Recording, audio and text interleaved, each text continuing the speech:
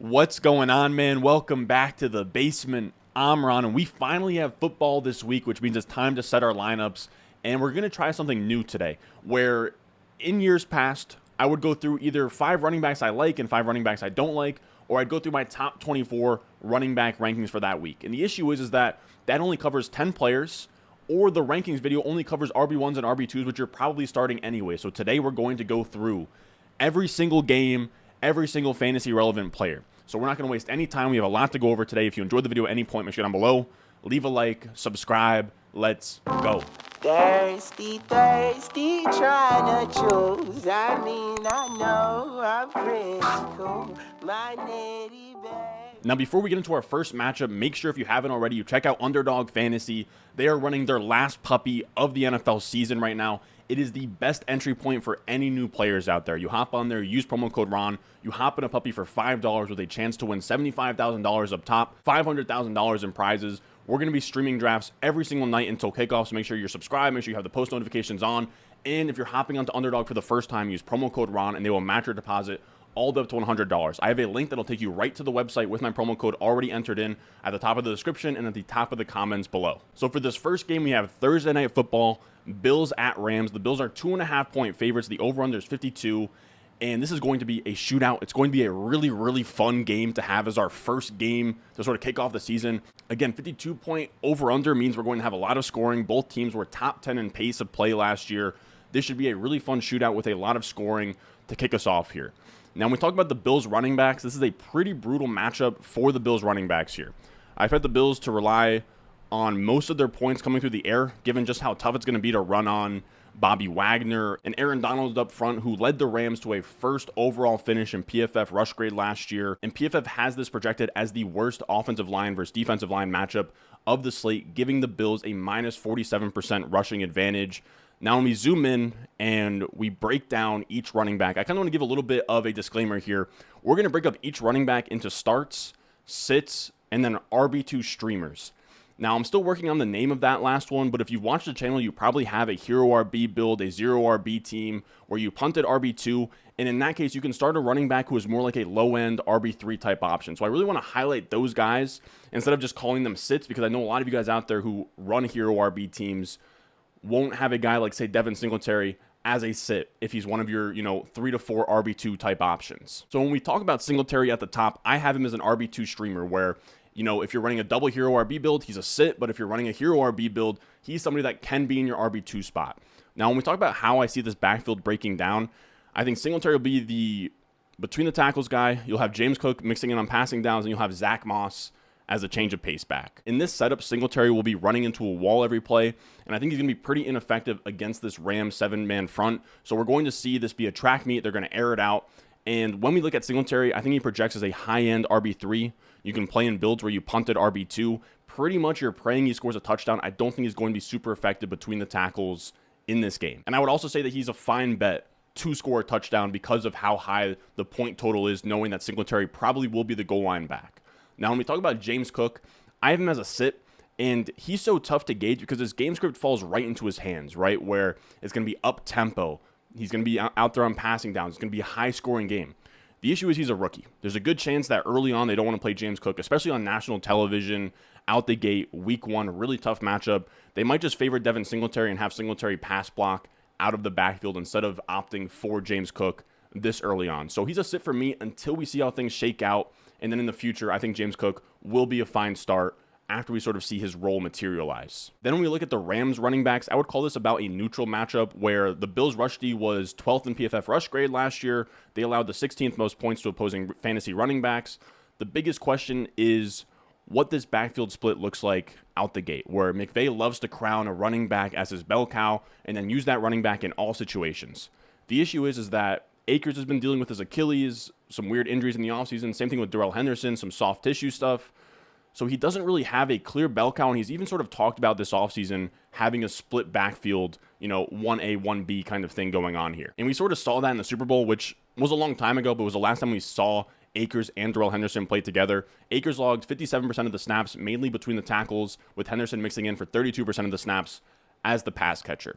So I'd assume this is the split we see where Akers will be the between the tackles guy, Henderson will be the passing down guy, and Akers will have the upside to operate as a bell cow running back. Like, there's a chance that they come into this game and they just want to feed Cam Akers and see if he can handle that workload. So he has upside to be more than just the between the tackles banger, and he could be the goal line back, the passing down back, everything. We'll see. I don't want to slow play it for now, and for that reason, I think Akers is a fine RB2 this week. He should see 15-ish carries, and in a game with this much scoring, he should be in play to get a touchdown. On the flip side of that, I would sit Darrell Henderson this week if I could. There's going to be so many points in this game, so it makes him intriguing to want to start him.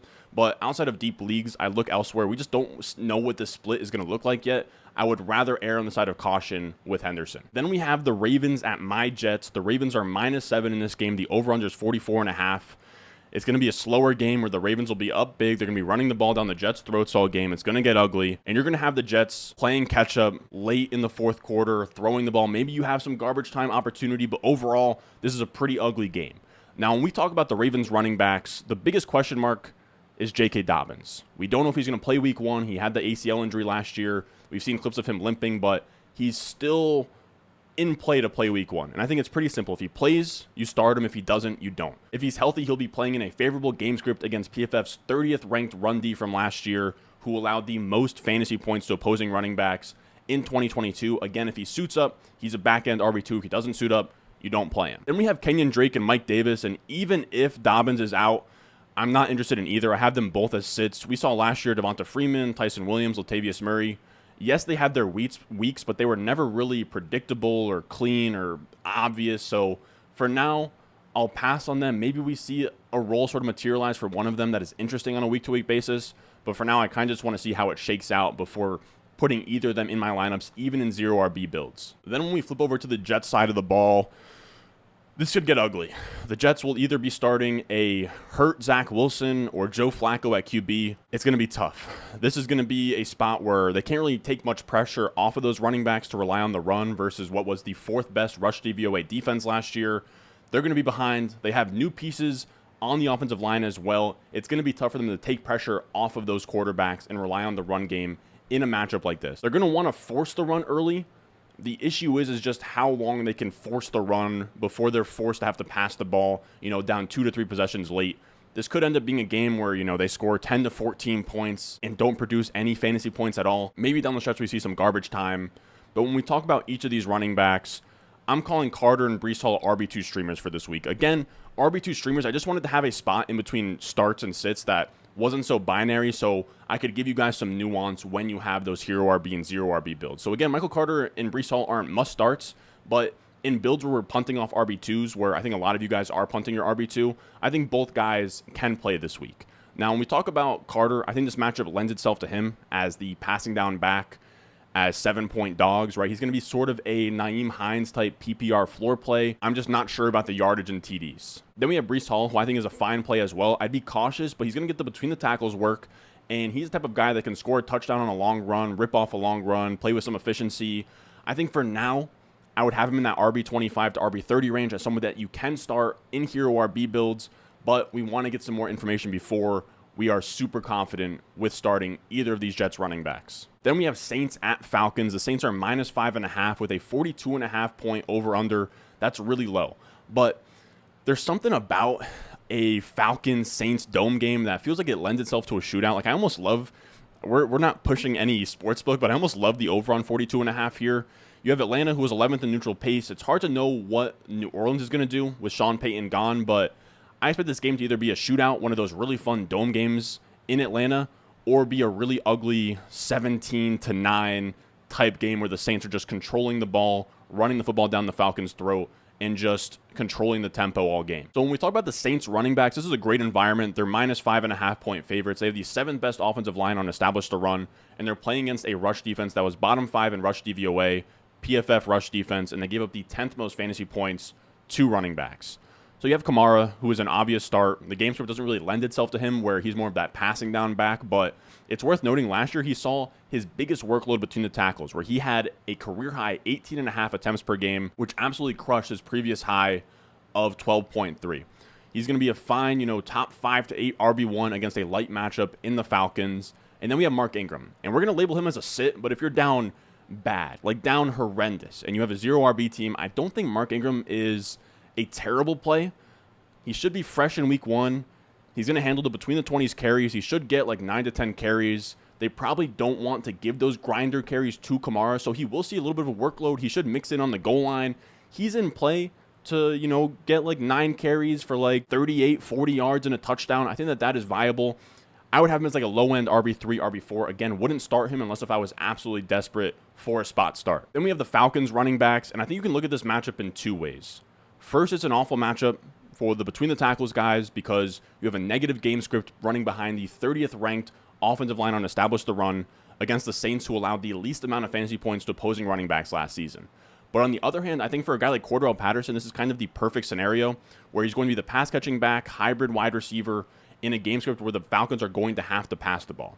He could also be featured as a pure wide receiver with Drake London kind of hurt. If he still has that knee injury going on and he's out, Cordell Patterson could be playing wide receiver. In the snaps he's not playing wide receiver, he could be playing in the backfield on passing downs. A really interesting role for him. I'm not going to say that he's a must start, but I think he's a fine RB2 streamer as a high-end RB3 where he should have that PPR floor. And if he's still the Cordell Patterson of last year, maybe he hits on some efficiency, which then brings us to Damian Williams and Tyler Algier. I wouldn't trust either between the tackles runners in this one. Again, really bad matchup for that kind of runner. Also, we don't know how the workload's going to shake out between Williams and Algier. So they're both going up against a buzzsaw of a front seven. Both sits this week. We kind of need to see a little bit more clarity in terms of the between the tackles and goal line touches for this backfield. Then we have the 49ers, who are minus 7-point favorites at the Bears, over under a 41. One of the lower ones on this list. I think this is going to be a game where the 49ers just beat the brakes off the Bears. It's going to get ugly, and it's going to be a slow pace game where the 49ers were 28th in pace of play last year, and Bears offensive coordinator Luke Getsy comes from Green Bay, who are 31st in pace of play. So we're going to have a slow, low-scoring game, not great for fantasy. Now, when we talk about Elijah Mitchell and these 49ers running backs, Mitchell's going to be the lead back on the team. They're going to have a lead all game. He should see 15 to 18 carries. And he's going up against the Bears, who are a really light run defense, where they were the second worst PFF rush graded team last year. They lose Akeem Hicks. Mitchell's dealing with a hamstring injury, but if he's good to go, he's going to be a fine RB2. I have him as a start this week. Then we have Jeff Wilson and Ty Davis Price, where I would have none of these guys as interesting starts unless Elijah Mitchell can't go. Again, he's dealing with a hamstring injury. I think the idea here is that if he's good to go, you start him. If he's not, I think that I would probably upgrade Jeff Wilson to a RB2 streamer, where if Elijah Mitchell's not gone, Jeff Wilson should see the between the tackles work against a light defense, and Ty Davis Price shouldn't be in lineups until we sort of know what his role is at this point. Then we have David Montgomery in a nightmare matchup here against the second best rush DVOA defense from last year behind ETR's 31st ranked offensive line. He's going to be inefficient. It's going to be a lot of, 3 yards in a cloud of dust. He's pretty much going to be TD dependent in this game. And again, the point total is super low. So he's not really going to be in play to score touchdowns. He's going to be inefficient. But if you drafted David Montgomery, you probably don't have any choice but to start him. I'm listing him as a start, but would tread lightly. I think he's a fringe RB2, high-end RB3 type play this week. Then we have Khalil Herbert, who I'm just going to put on here because he's technically fantasy relevant, but he's a clear sit. He's a handcuff for now until we see sort of how this backfield shakes out moving forward. Next up, we have the Steelers, who are 6.5-point underdogs at the Bengals, and over-under of 52. Vegas seems to think that the Bengals are going to score a lot of points and beat the Steelers pretty easily here. Almost a touchdown of cushion. I think that's a good environment for both sides, where on the Steelers side, we have Najee Harris, who's going to be a fine back-end RB1 this week, who's going to project for a ton of volume, where last year he led the league in snap share and targets among running backs. I think a negative game script lends itself to Najee Harris to get dump-offs out of the backfield and maybe slip into the end zone.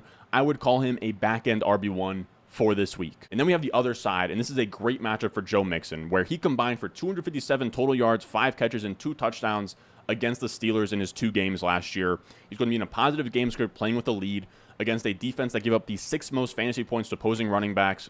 For me, Mixon is a fringe top 5 running back in week 1. Then we have the Eagles as 4-point favorites at the Lions with an over-under of 48.5.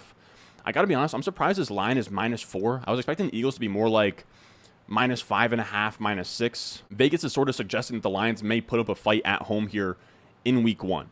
And when we talk about the Eagles running backs, I think for Miles Sanders, if he's good to go, he's a great start. This is a great matchup for the Eagles running backs as 4-point favorites against the Lions rush D that allowed the 4th most fantasy points to opposing running backs last year. PFF has the Eagles as the biggest offensive line versus defensive line advantage in the run game this week, making Miles Sanders a fine RB2 play in a game where they're going to score a ton of points. They're going to play fast. The Lions defense shouldn't be able to really stop the run at all, especially with Jalen Hurts sort of freezing linebackers with read option. I think Miles Sanders, as long as he's healthy, is a fine RB2 this week, which then brings us to Kenneth Gainwell and Boston Scott.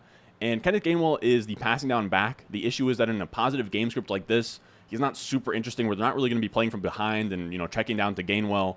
And you'll see Boston Scott mix in for change of pace touches.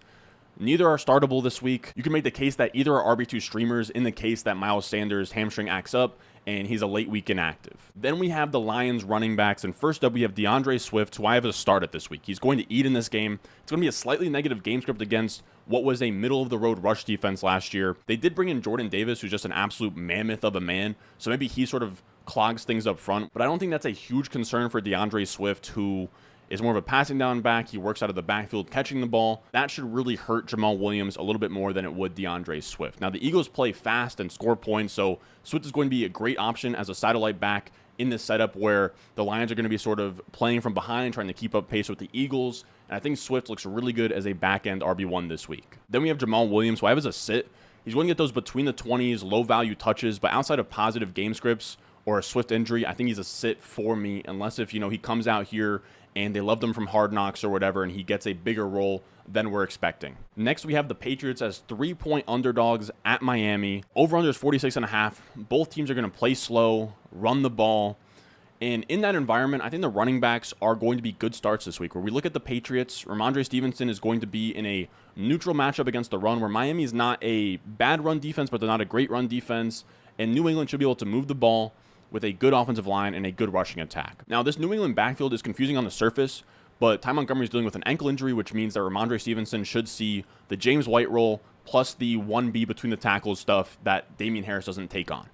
And with a two-headed backfield in this New England Patriots rushing game where there's a lot of points to go around, there's a lot of touchdowns to go around, I think both are fine RB2 plays this week where Ramondre should benefit from PPR and efficiency, and Damian Harris should be in play to score a touchdown and rush for 75-plus yards. On the flip side, we have the Dolphins running backs, and I have Chase Edmonds as a start, where he's going to be the leading back with passing downs on lock, though he could lose some goal line touches to Mostert, to Gaskin, but he still should be a fine PPR play.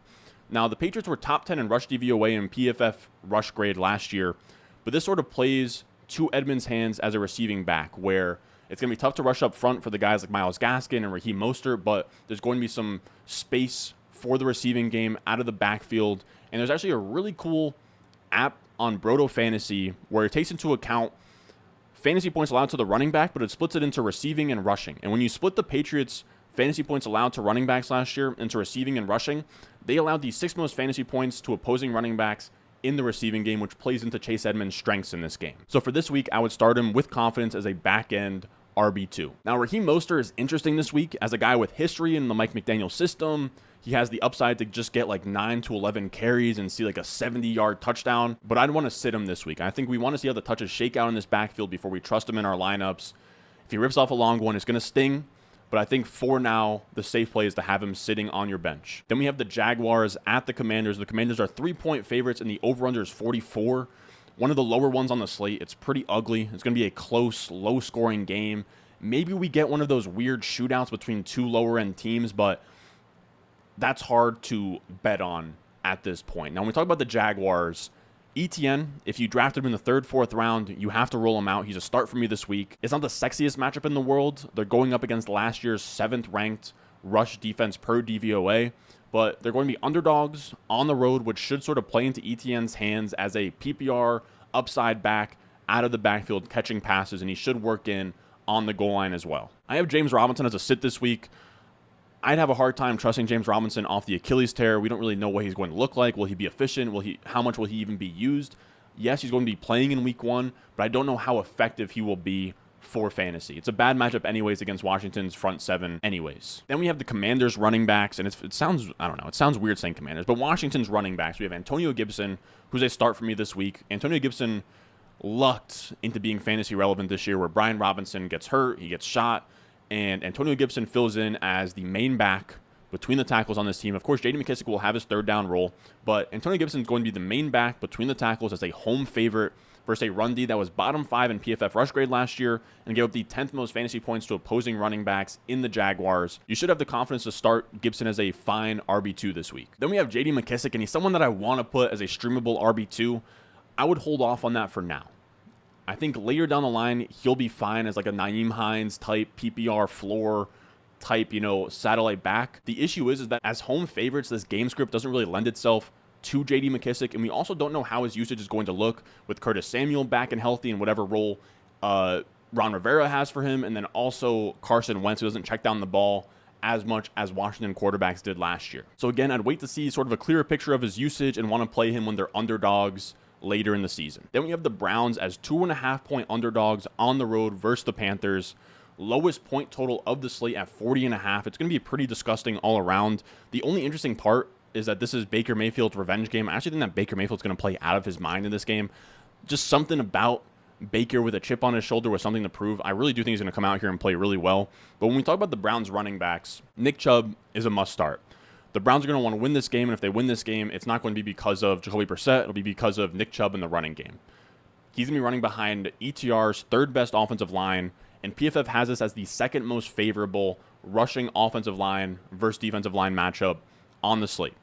Chubb is going to get all the work between the tackles. He should probably see 15 to 20 carries. He should be treated as a fringe RB1 this week in a matchup against a Panthers defense that isn't anything crazy against opposing running backs. Then we have Kareem Hunt, who's a little bit less straightforward as the receiving and change of pace back in a game without a ton of points in a neutral game script. So it's not going to be, they're going to be from behind and Kareem Hunt can catch passes out of the backfield. And there's not going to be a ton of points where Kareem Hunt can luck into a goal line carry and touchdown. And on top of that, Carolina was really tough on receiving backs last year, allowing the least amount of points to running backs in the receiving game.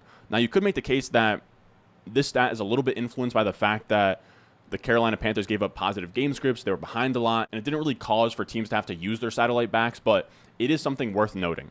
So Kareem Hunt, to me, isn't a must start. He's an RB2 streamer. He should have 10, 12, 14 touches as a high-end RB3, and that should be a fine enough floor to start on hero RB builds. I'm just not sure what the ceiling looks like this week for Kareem Hunt. Then on the other side, we have Christian McCaffrey, who, of course, start your studs. If you drafted him in the top 3, he needs to be in your lineup. Even if he's playing against the Monstars or he's playing against the 85 Chicago Bears, McCaffrey needs to be in your lineup. He's a top 2 RB play this week and probably every week that he's healthy. Then we have the Colts, who are the biggest favorite of the slate at -8 at the Texans, 46-point over-under, and this is pretty straightforward. The Colts should beat the brakes off the Texans on the back of a JT rushing attack, and the Texans will be playing catch-up all game.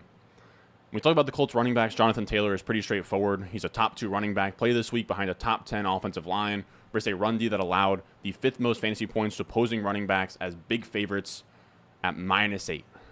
Now, when we talk about Nyheim Hines, he's similar to J.D. McKissic, where Nyheim Hines is going to be a fine RB2 type streamer for hero RB teams, but this isn't the game script for it, where they're going to be 8-point favorites. This isn't really a spot where Nyheim Hines will catch a lot of passes out of the backfield, or they'll be playing from behind. They're having to use him in 2-minute drill situations. And there's also a chance that Jonathan Taylor heading into year 3 takes even more volume away from Nyheim Hines. So I sort of want to see how things shake out before I put him in the lineup. So Nyheim Hines for me is a sit this week. Then we have the Texans running backs, and Dameon Pierce is in a really tough matchup here, where he projects as the between the tackles grinder for the Texans in a game that they are supposed to be losing by more than a possession. He also finds himself in one of the toughest offensive line versus defensive line matchups on this slate in the run game against the Colts rushing D that were 3rd in rush DVOA last year and allowed the 5th fewest points per game to opposing running backs.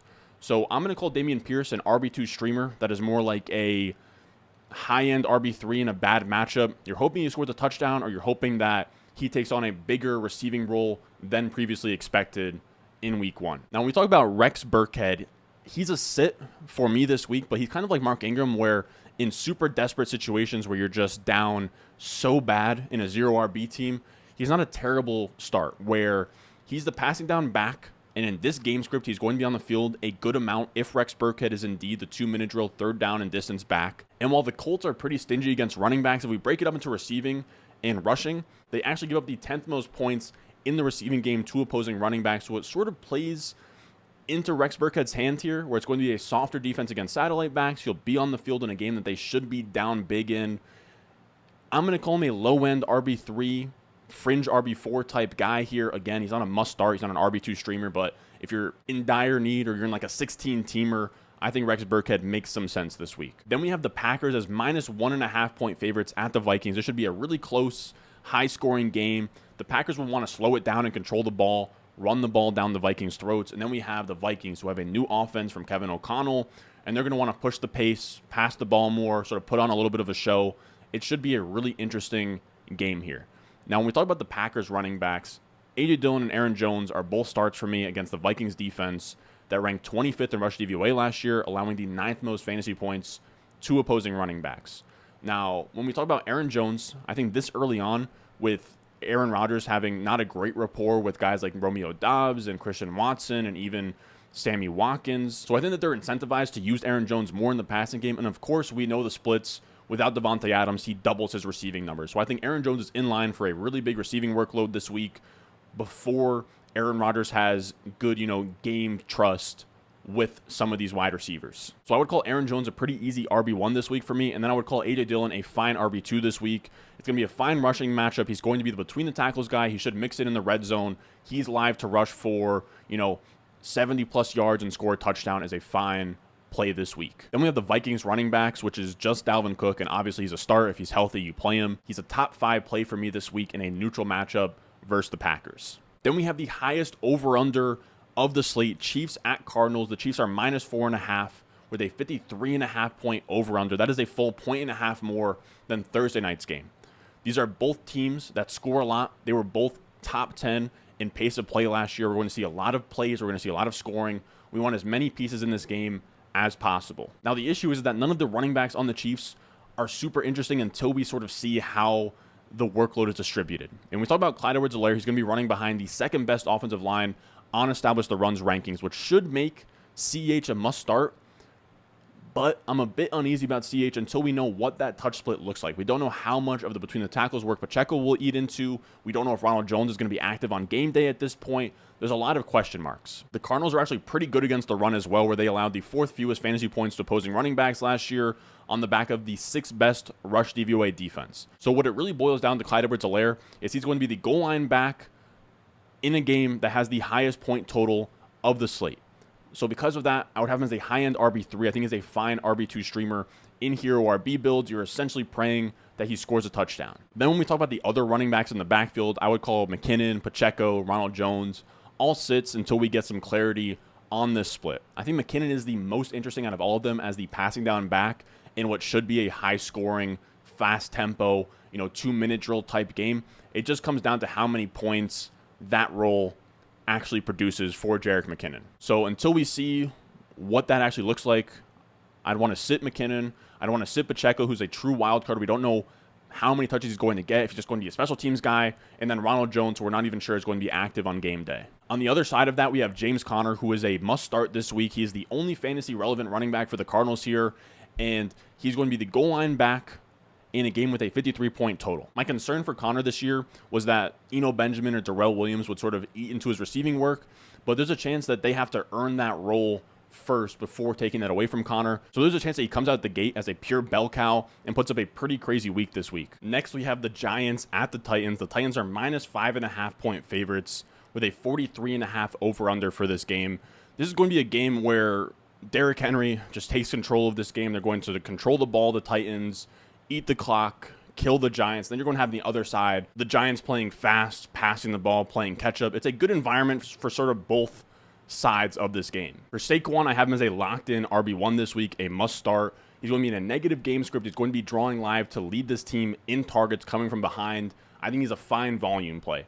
Now, the efficiency is going to be a little bit tough to come by against this Titans defense that allowed the 2nd fewest fantasy points to opposing running backs last year. On the other side, we have Derrick Henry in a smash spot here where he's going to churn out points with the lead most of the game against a Giants run defense that allowed the 7th most fantasy points to opposing running backs last season. He's a pretty easy top 3 to 4 play for me this week. Then we have the Raiders, who are 3-point underdogs at the Chargers. This game has a 53-point over-under, and the game makers, the week makers, the schedule makers, whatever you want to call them, blessed us with this 4 p.m. slate. This is another high-scoring game, 53-point over-under, higher over-under again than the Thursday Night Football game, and it's tough to know how the new look Raiders are going to play under Josh McDaniels, but the Chargers are going to be pushing the pace, pushing the tempo, trying to score fast. This game could turn into a track meet pretty quick. Which brings us to Josh Jacobs, who I have as a start as a fine touchdown-dependent RB2 in a high-scoring game. He'll be the goal line back. There's going to be points that get scored. And the Chargers allowed the second most fantasy points to opposing running backs last season. Josh Jacobs is almost a top 15 type start this week. Then on the other side, we have Austin Eckler, and of course, you start your studs, but even more so in a game that could see 60-plus total points scored. Again, easy top 3 to 4 running back for me this week. Then we have the Bucs as minus 2.5-point favorites at the Cowboys with an over-under of 50. This is going to be a rematch of last year's Thursday Night Football kickoff game, and this is going to be really fun, where both teams were top 2 in pace of play last year and top 2 in points scored. There's going to be a lot of plays, a lot of points, a lot of fantasy points scored in this game. And we talk about the Buccaneers. Leonard Fournette is going to be a back-end RB1 in this game as an easy start. Dallas is a neutral matchup against the run, meaning Fournette should be fine this week as a guy who's going to get all the high-value touches. He's going to get the goal line work. He's going to catch passes out of the backfield in a shootout. He's set up perfectly to be a fine RB1 this week, which then brings us to the Cowboys. And when we talk about Zeke, I think he's a fine start this week as the goal line back. He's going to be in play for 15-plus touches in a game that's going to have a lot of points on the board. You're pretty much hoping that he scores a touchdown. Maybe he sees like 18 for 70 and 1. I'd call him a touchdown-dependent RB2 this week against what's a pretty tough front seven, but there's going to be a lot of points to be scored. He should be the guy to score a rushing touchdown for the Cowboys. Then we have Tony Pollard, who I think is going to be more of a boom-bust RB2 play that you can start in Hero RB builds. So I have him as an RB2 streamer. It's really going to come down to if he earned that passing role that we thought he could. And if he does have that role, he should see a huge game in what should be a fast, up-tempo, passing the ball a ton type game script. And if it was a fluke and he's not that, he's probably going to see 8 to 10 touches, and you're going to have to hope for a splash play at some point. The last game we have today is the Broncos at the Seahawks. The Broncos are minus 6.5 with an over-under of 43. Really ugly game. This is going to be Russell Wilson's revenge game. I expect the Broncos to roll the Seahawks, which means Javonte Williams is a start where he should be sitting on a lead against the Seahawks defense that allowed the 3rd most fantasy points to opposing running backs last year. It's going to be tough to gauge what exactly the backfield split is, whether that's 50-50, 55-45, 60-40, but Javonte should be the lead back against a soft run defense, should have a lead all game long. I think he's a fine fringe RB1 play. Then we have Melvin Gordon, who I think is also going to be startable. This game kind of plays itself into Melvin Gordon's hands where I think it's going to get ugly. The Broncos will just churn the clock in the 4th quarter, and I think they'll just keep sticking the ball into Melvin Gordon's gut between the tackles. He should be fine in a pinch as your RB2. Then we have Rashad Penny, and I have him as a start this week where even in a negative game script, with Kenneth Walker gone, he's going to get all the between the tackles work, and Pete Carroll has shown in the past he doesn't care what the game is or how many points they're down by. He's going to want to run the ball. Rashad Penny should see 15-plus carries in this game, and based on that, I have him as a volume-based RB2 this week. Fellas, that is 50 minutes later. We have covered every single matchup, every single fantasy-relevant running back. Please, if you enjoyed this video, if you took anything away from it, leave a like. The YouTube algorithm loves to do me dirty on these in-season videos. I really don't know what it is. We get blessed in the offseason.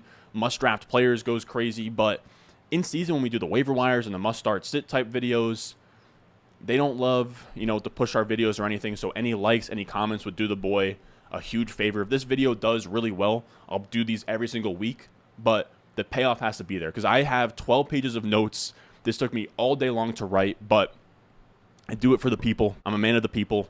As always, if you enjoyed, leave a like, subscribe, and I will see you guys in the next one. I know I'm pretty cool. My nitty bag, my kitty boots. I got the juice, I got the juice. 10 Chatham's on. Foolies glad I'm home. Even my haters